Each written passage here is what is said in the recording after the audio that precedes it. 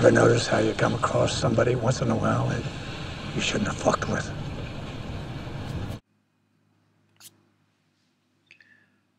I've made the connection between Tao and Walt, and in this paragraph I introduce Walt's first decent act and a direct link to the question through the use of the word admirable. I also look at Walt's flaws, that it's not just a one-way street. There's no pleasing the old man. Shows that, he's partly to blame for the family being dysfunctional. And I also pick up on Tao and Sue respecting and admiring him for the qualities that he does have that his children don't see. And of course this builds towards the idea that he will die for their sake. That's it. Got it.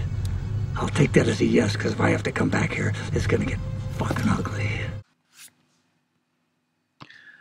Again, I've used the word admirable, or the idea of him being admirable, to continue the link to the question, but I've also shown that in this case, even though he tends to be admirable, he clearly does the wrong thing by stomping on Smokey's head.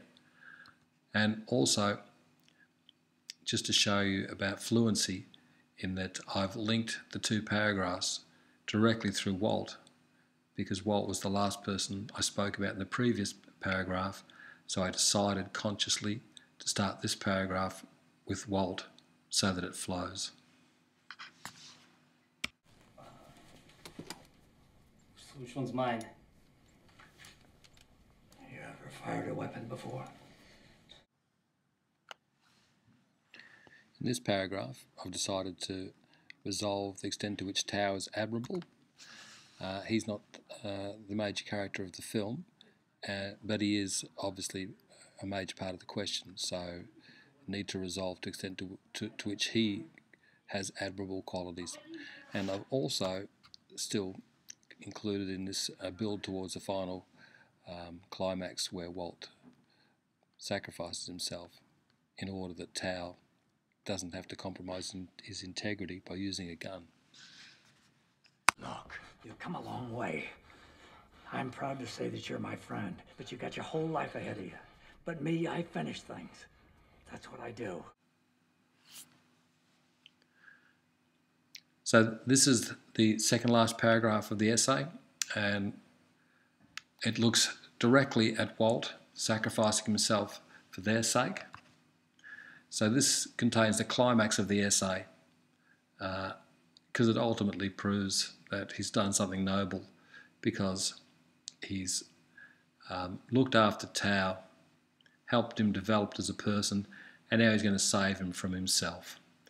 And the other part of the climax is that he talks about the thing that haunts himself, the stuff he wasn't ordered to do.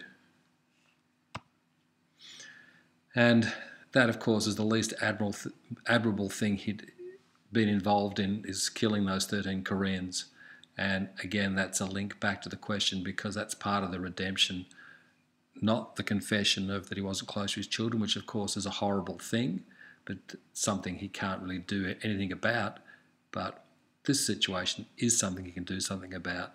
That's why it's the climax as well. Engines hum and bitter dreams grow, heart locked in Gran Torino, beats a lonely rhythm all night long. The conclusion, in this sense, unpacks the noble gesture that, Walt's Christian-like sacrifice unlocks the door for a better life for Sue and Tao. And a conclusion, of course, should take the reader back to the introduction and the contention to say, you have proved your point, that although they're flawed, they do the right thing, and they are admirable up to a point.